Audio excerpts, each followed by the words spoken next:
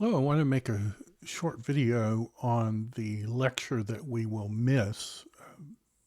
School's canceled because of snow, and we were scheduled to look at Isaiah 4 through 6, and so that would be lecture 3 of 28.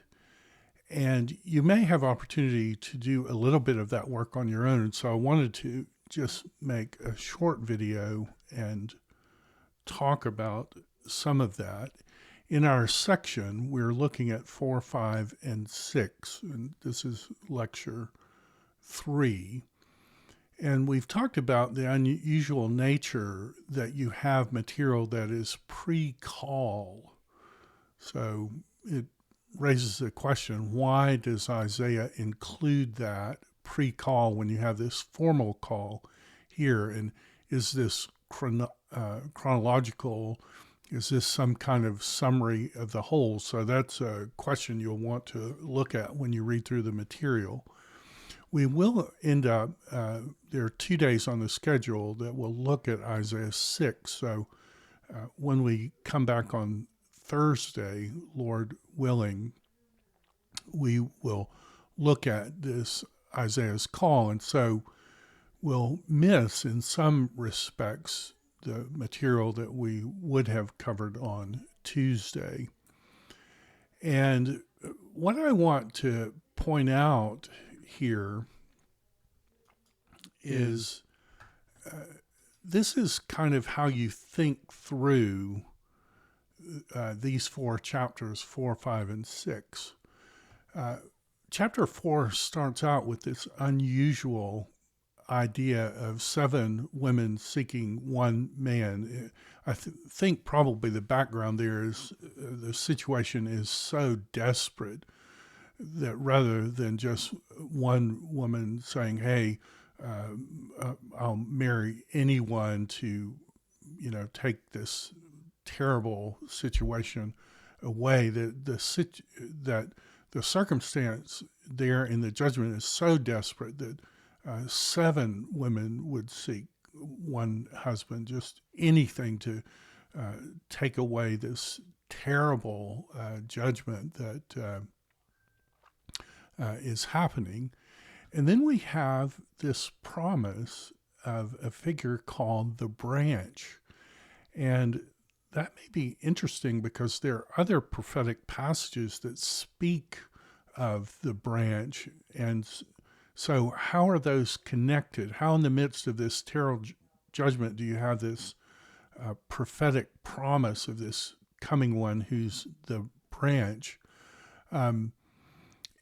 Is this a reference to the messianic promise? Is it tied in with the overall message as a whole?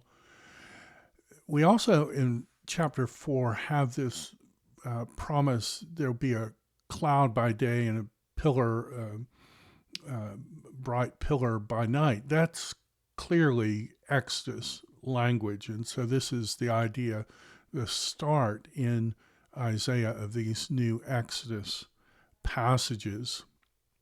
And it raises the question, is there a coming redemption from slavery? Is it simply a returning from exile, returning from the Babylonian exile, or is it more than that? Is it a deliverance from perhaps a different type of slavery?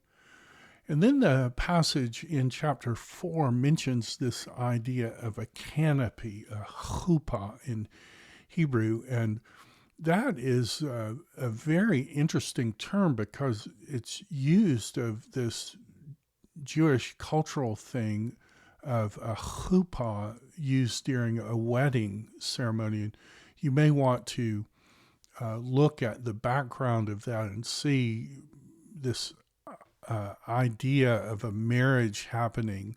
Is that connected with any of the other parts of Scripture? Is there another, in the Bible anywhere, another Jerusalem wedding? And is all this somehow recapitulation of the Garden of Eden? So important ideas there in chapter 4. When we look at chapter 5, a really interesting thing right at the beginning is you have someone talking about her lover, and the lover clearly is a man. And so, who is this woman who's talking? And is it related to this marriage canopy idea at the end of 4? So, look carefully there at the beginning of 5, and someone is talking, and I don't know, it's a little confusing there who that woman speaking is. Is it Lady Wisdom? Is it different from Lady Wisdom? How's it connected? And when you read chapter 5, and if you've ever had the occasion to read Song of Songs, there's some similar language there. So how does chapter 5 relate to that idea? Chapter 5 talks about those who are on the outside of God's blessing are people who are wise in their own eyes. And so who are those people? Is it religious people, or these those who are offering the sacrifices that are rejected in chapter 1? Are they self-righteous people? In my mind, it raises the whole parallel between the Sermon on the Mount, blessed are the spiritually bankrupt, the people who come and they're making no claim whatsoever in terms of inherent righteousness or self-righteousness. Interesting question there. It's interesting that God says his anger is not yet spent. God still has anger against those who are turning away. And that it raises the idea that there's more than judgment that's needed. Judgment can never judge people enough into loving God. And it raises the question, at least when we look at Isaiah as a whole, is more than judgment needed? Does it take a new heart? Create in me a clean heart, a pure heart, David says. Jesus said the pure in heart will see God. So does it take this new covenant, new heart, ultimately described in Ezekiel 36? In chapter 6, and we are going to talk about this on Thursday, we have these figures who are called seraphim. And you may want to just explore other creatures in the Bible who have 6 wings.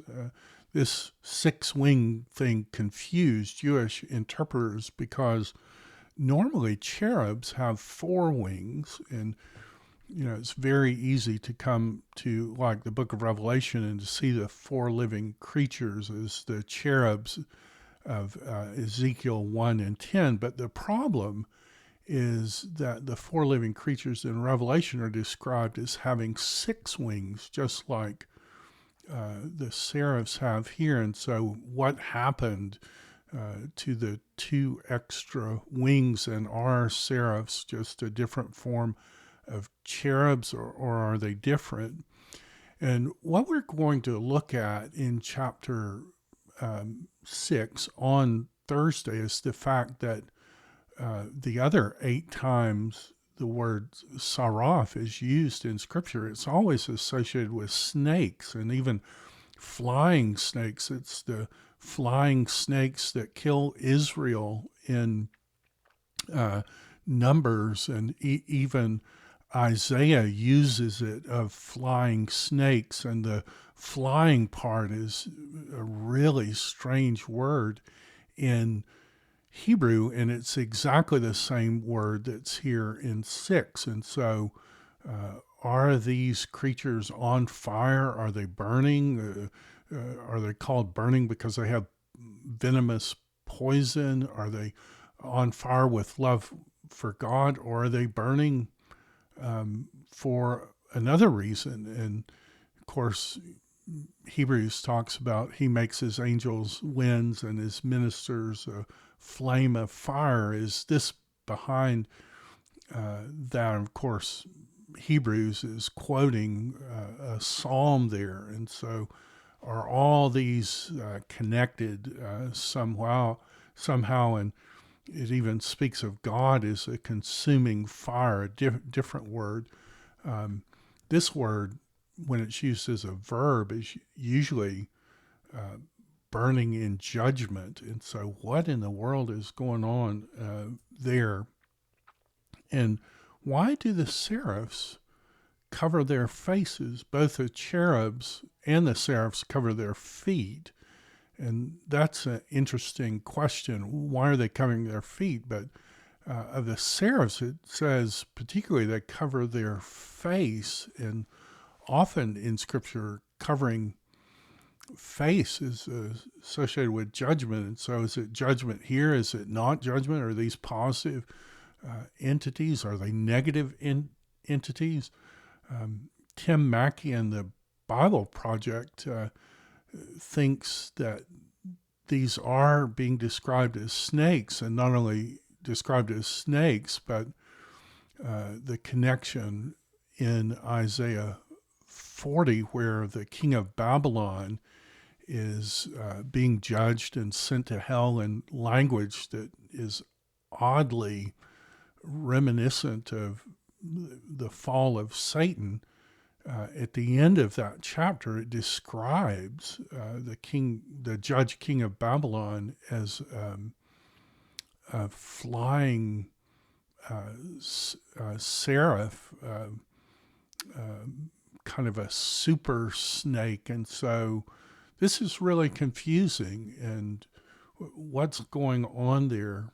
The standard view, many take that the seraphs are burning with love for God, but that doesn't really touch on this snake idea. And of course, the positive elements, they are proclaiming the Lord's praises, just like the four living creatures in Revelation. So what's going on there?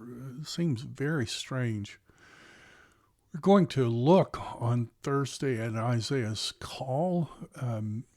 It's interesting to me that when Isaiah sees this, he's the exact opposite of those who are wise in their own eyes, because he says, I am undone. I am